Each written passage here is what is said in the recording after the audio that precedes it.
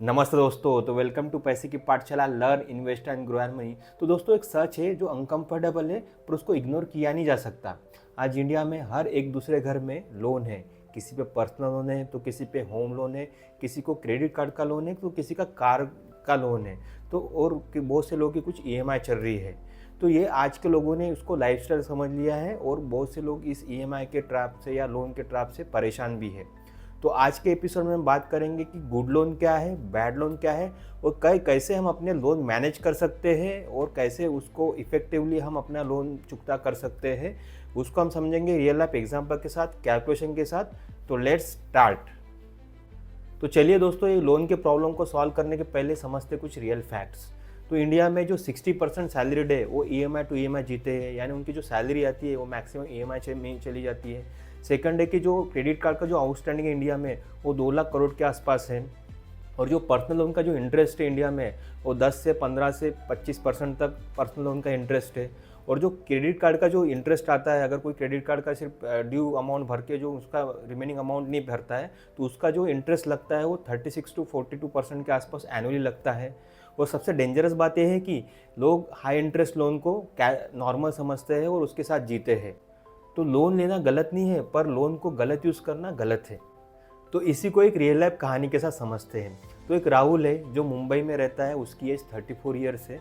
उसकी मंथली जो इनकम है वो 85,000 मंथली इनकम है। उस पर जो लोन चल रहा है, जो होम लोन का जो ईएमआई है वो 28,000 वो पे कर रहा है। और जो पर्सनल लोन का जो ईएमआई है वो 10,000 पे कर रहा है। और कार लोन का जो ईएमआई उन पे चल रहा है उस पर भी वो 12,000 पे कर रहा है। और जो क्रेडिट कार्ड का जो लोन है उन पे 6,000 पे करता है। तो टोटल ईएमआई राहुल की जाती है 56,000 और सेविंग ऑलमोस्ट ज़ीरो। हर महीने में राहुल सोचता है कि इस महीना कैसे तो भी निकल जाए, क्योंकि उसको जो जो मैक्सिमम पैसा उसका ईएमआई में जाता है। और इमरजेंसी आए तो क्रेडिट कार्ड का यूज़ करते हैं, न्यू लोन ले लेते हैं और स्ट्रेस में रहते हैं। ये प्रॉब्लम लोन का नहीं है, ये प्रॉब्लम है लोन को प्रॉपरली मैनेज नहीं करने का। यानी अनवांटेड कुछ चीज़ें के लिए, लग्जरी आइटम के लिए उन्होंने लोन ले लिया, पर्सनल लोन ले लिया। और कार का भी जो लोन है वो अनवांटेड, उनको जितनी कार वो अफोर्डेबल कर सकते उससे ज़्यादा उन्होंने कार परचेस कर ली, उसका भी एक ईएमआई चल रहा है। तो ये प्रॉब्लम लोन का नहीं है, ये प्रॉब्लम है कि लोन को प्रॉपर मैनेज नहीं करने का प्रॉब्लम है। तो ये कहानी एक घर की नहीं है, ये कहानी बहुत से घर की है। बहुत लोग ऐसे लोन के ईएमआई के ट्रैप में हैं।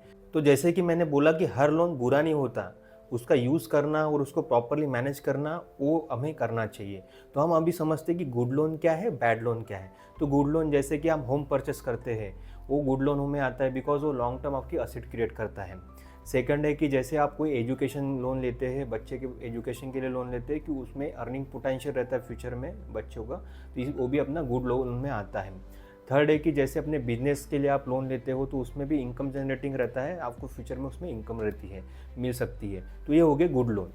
तो दोस्तों अब समझते हैं कि बैड लोन क्या है। तो आप जो पर्सनल यूज़ के लिए पर्सनल लोन लेते हैं और लाइफस्टाइल अपनी पूरी करने के लिए पर्सनल लोन लेते हैं, वो अपना बैड लोन में आता है। सेकंड है आप क्रेडिट कार्ड का यूज़ करते हो, क्रेडिट कार्ड का लोन लेते हैं, वो भी आपके बैड लोन में आता है। थर्ड है कि आप डिप्रिसिएटिंग एसेट लेते हैं ईएमआई पे, यानी जैसे कि आपने एसी ले लिया, कार ले लिया, जो अनवांटेड लग्जरी आइटम आपने ले लिया, वो भी आपके बैड लोन में आता है। फोर्थ है कि जो बाय नाउ पे लेटर मीन्स आप कुछ चीज़ खरीद लेते हो और बाद में पे करने की सोचते हो और उसको ईएमआई में ट्रांसफ़र कर देते हो, वो भी आपके बैड लोन में आते हैं। तो ये हो गए बैड लोन्स। तो दोस्तों सिंपल रूल है, जो लोन अपना पैसा बढ़ाए और अपना असेट क्रिएट करे वो अपना गुड लोन में आता है, और जो लोन हमारा खर्चा बढ़ाता है वो अपने बैड लोन में आता है। तो चलिए दोस्तों इसको समझते इमोशन के साथ नहीं, कैलकुलेशन के साथ। तो जैसे कि आप पे 1 लाख का क्रेडिट कार्ड का बिल है और आपने समझा कि मैं मिनिमम ड्यू अमाउंट भरूंगा 3 से 4 साल तक। तो जो आप 1 लाख के अमाउंट के जगह पे आप 3 से 4 साल में भरोगे 1,70,000 से 1,80,000 के आसपास। यानी 1 लाख के बोझ पे आपने भर दिया 1,70,000। और सेकंड लोन की बात करें तो जैसे कि आपके पास पर्सनल लोन है, आपने 5 लाख का पर्सनल लोन लिया और आपने लिया 5 साल के लिए, और उसका जो इंटरेस्ट रेट हमने कंसिडर किया 14%। तो उसका जो टोटल जो आप अमाउंट भरोगे आपके लोन के लिए वो भरोगे 7 लाख के आसपास। तो आपने 2 लाख एक्स्ट्रा भर दिए आपके 5 लाख पे, वो भी 5 साल के अंदर में। तो आपको कभी भी आपके जो लोन के जो अमाउंट है, वो लोन के आउटस्टैंडिंग अमाउंट आपको पता रहना चाहिए, और आप पे वो कितना इंटरेस्ट आप पे कर रहे हो लोन पे वो आपको पता रहना चाहिए। जैसे कि हाई इंटरेस्ट लोन है, जैसे कि credit card loan, personal loan, इनको सबसे पहले इनको टारगेट करके आपको क्लोज करने का प्लानिंग करना चाहिए।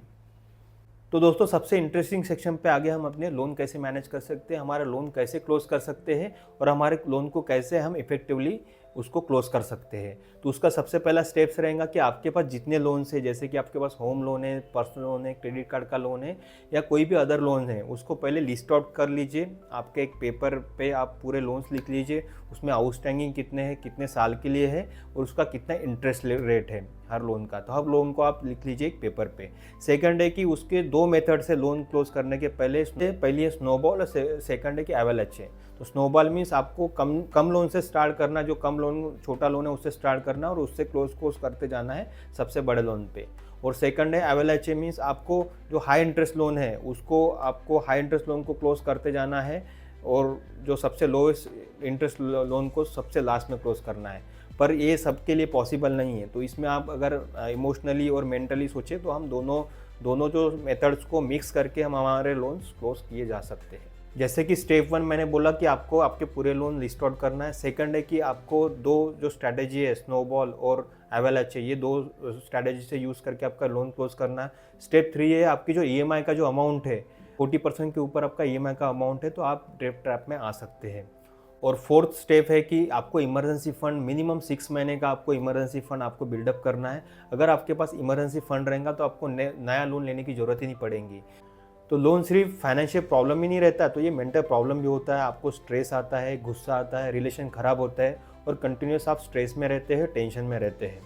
तो डेट फ्री रहना मीन्स सिर्फ पैसे बचाना नहीं रहता है, इसका मेन अपने को रहता है कि पीस ऑफ माइंड रहता है कि हमारे पास कुछ लोन नहीं है। तो दोस्तों लोन मैनेजमेंट करने के 5 गोल्डन रूल याद रखिए। तो पहला है कि लाइफस्टाइल के लिए लोन मत लीजिए। लाइफस्टाइल यूजेस के लिए जैसे कि आप फ्रीज है, कलर टीवी है या कुछ भी आप चीज़ें खरीद रहे हैं लाइफस्टाइल के लिए, उसके लिए लोन मत लीजिए। सेकंड है कि क्रेडिट कार्ड का यूज़ इनकम समझ के मत कीजिए, यानी हर चीज़ के लिए आप क्रेडिट कार्ड का यूज़ करते हैं, उसकी वजह से भी क्रेडिट कार्ड का आउटस्टैंडिंग बढ़ जाता है और वो लोन में कन्वर्ट हो जाता है। थर्ड है कि जो आपका ईएमआई का जो प्रोपोर्शन है वो आपकी इनकम के 40% नहीं जाना चाहिए। नहीं, अगर उसके 40% के ऊपर आपका अगर ईएमआई जा रहा है आपकी इनकम के मंथली, तो वो डेट ट्रैप का सिग्नल है। फोर्थ है कि इमरजेंसी फर्स्ट आपको बिल्डअप करना, उसके बाद ही इन्वेस्टमेंट स्टार्ट करना है। अगर आपके पास 6 महीने का इमरजेंसी फंड रहेगा तो आपको नए लोन लेने की जरूरत ही नहीं पड़ेगी। फिफ्थ है कि आप जब कोई भी लोन क्लोज करोगे और उसका ईएमआई क्लोज हो जाएगा तो जो ईएमआई का अमाउंट आपको एसआईपी में या इन्वेस्टमेंट में कन्वर्ट करना है। तो दोस्तों आज के एपिसोड में हमने बात किया कि सबसे बड़ा प्रॉब्लम जो रहता है लोगों का लोन मैनेजमेंट का और ईएमआई मैनेजमेंट का, उसके बारे में बात किया। उसको कैसे हम क्लोज कर सकते हैं लोन्स को, क्या क्या स्ट्रैटेजी अप्लाई करके हम क्लोज कर सकते हैं, उसके बारे में बात किया। नेक्स्ट एपिसोड में बात करेंगे सबसे इंटरेस्टिंग टॉपिक। बहुत लोग बोलते हैं कि हम वैकेशन जाना है, अगर हम सब पैसा हम इन्वेस्टमेंट्स करेंगे तो वैकेशन कब जाएंगे। और बहुत से लोगों का प्रॉब्लम रहता है कि वैकेशन के लिए तो पैसा बचता ही नहीं है। तो इसी प्रॉब्लम को सॉल्व करने के लिए नेक्स्ट एपिसोड में बात करेंगे वैकेशन प्लानिंग की। उसको स्टेप बाय स्टेप समझेंगे और कैसे हम हमारे वैकेशंस और ड्रीम लोकेशंस हम प्लानिंग के साथ पूरा कर सकते हैं, उसके बारे में बात करेंगे। तो thank you so much, have a nice day.